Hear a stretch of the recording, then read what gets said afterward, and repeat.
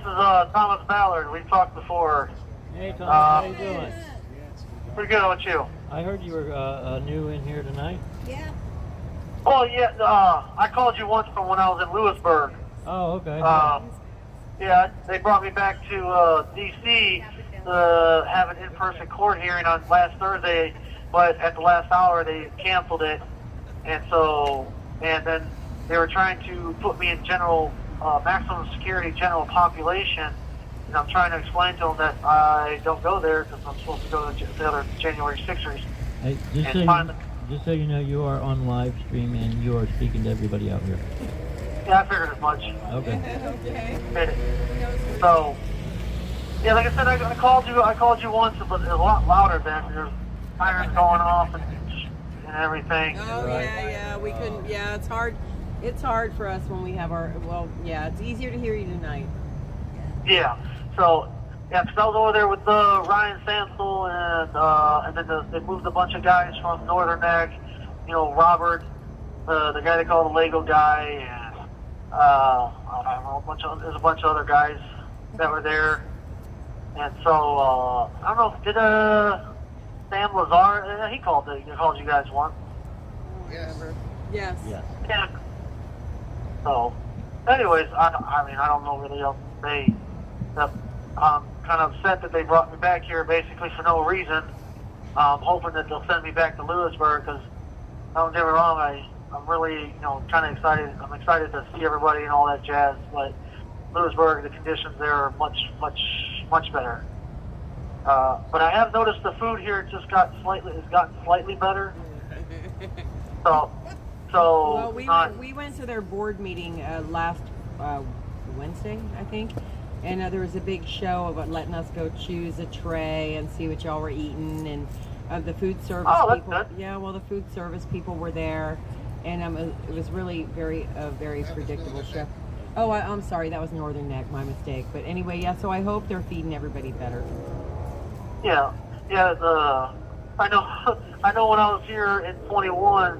And before the marshals did the inspection, the surprise inspection, they had a big, board meeting here. They even brought representatives from the food provider. And I'm not trying to be mean. I think they're two very large guys claiming that they eat the food, and I highly doubt that. I don't see how you can get that fat off of this food. I mean, I'm sorry, I'm not trying to be mean, but you look at the food and you look at these guys, I'm like, there's no way you got that size from eating just this food. Or just, I'm like, no. You don't eat this, get out of here.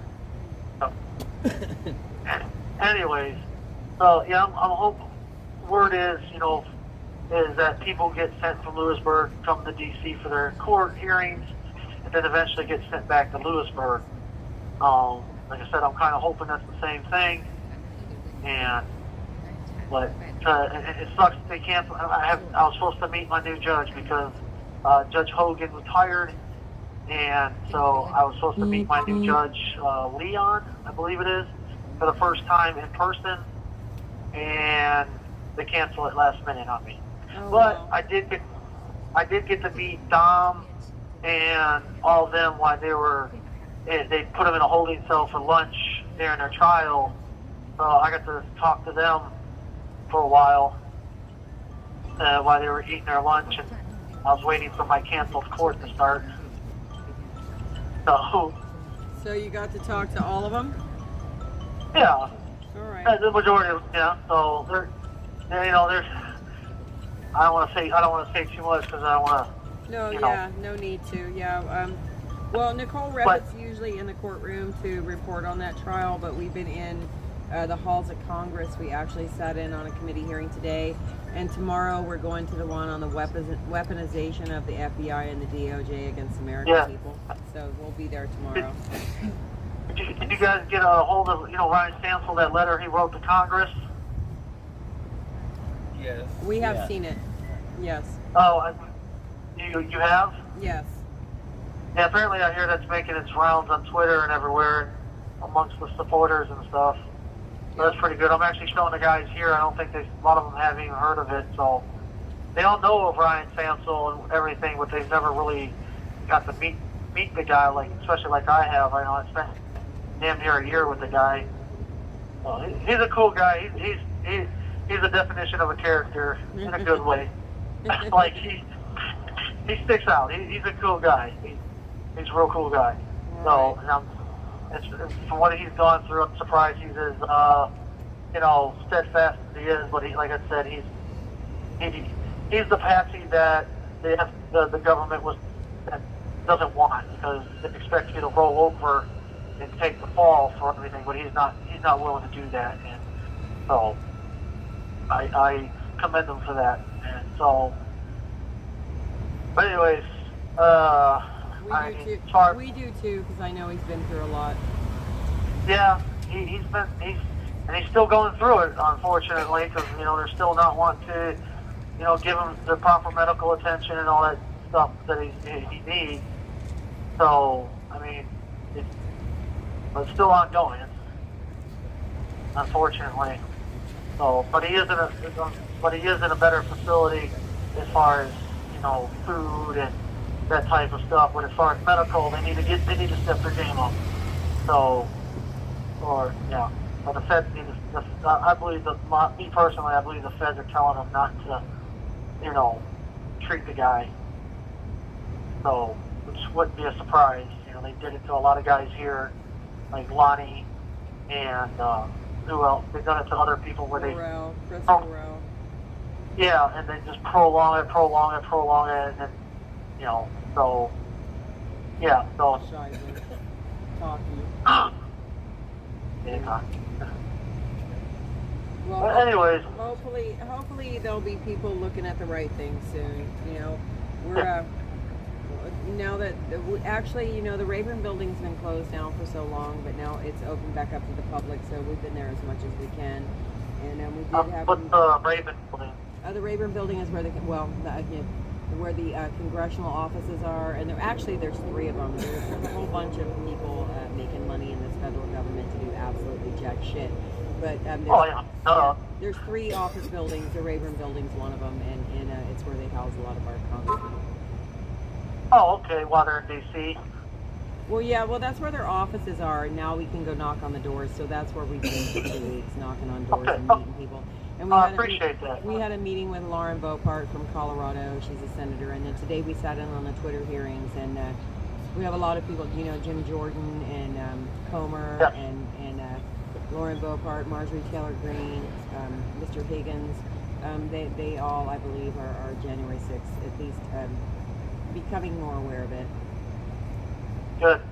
I just found out today, apparently there's a website where we can watch this 14,000 hours worth of videos, but I had no clue about it until now. Investigators only. So I think it's the investigators only site. But I think pretty soon it's going to be. It's at evidence.com. Public. Evidence.com. Tommy Tatum says where it is at evidence.com. Yeah, they showed me it here. But I had no access, no knowledge of that while I was 15 months in Lewisburg. So 15 months I could have been, scouring this evidence.com thing, looking for stuff. Yeah. And they never told, my attorney didn't know, when I talked to him, I doubt he knew about it. I didn't know about it. No one else of the other J6s there knows about it. And if they do, there's no anything set up there for us to even watch the stuff. Right. So they don't have they have tablets, but they're ones you buy so you can rent movies and download music and games and stuff, but no internet access on them. You actually got to plug them into a computer to download the music and stuff. So, anyways. Yeah, they even have a bunch of lawyers that haven't seen all the video we think that they should have seen, and we know well there are people out here that have seen a lot of it, and we're trying to bring that to the attention of other people as well. Yeah. Yeah. So Gary McBride, we work with Gary McBride. He's tried to provide and has provided some video to lots of people. Yeah. Because I've even got some of my discovery of Ray Epps touching that fence, the one where the video miraculously glitched during the Proud Boys' the trial. Yeah. So I got video of Ray Epps. It's at a different angle, but I got video of Ray Epps. He's all over the place. You can't miss him. He's a big guy. Big guy he's wearing a red mega hat, and he's wearing like a camouflage, digi camo type shirt and a backpack.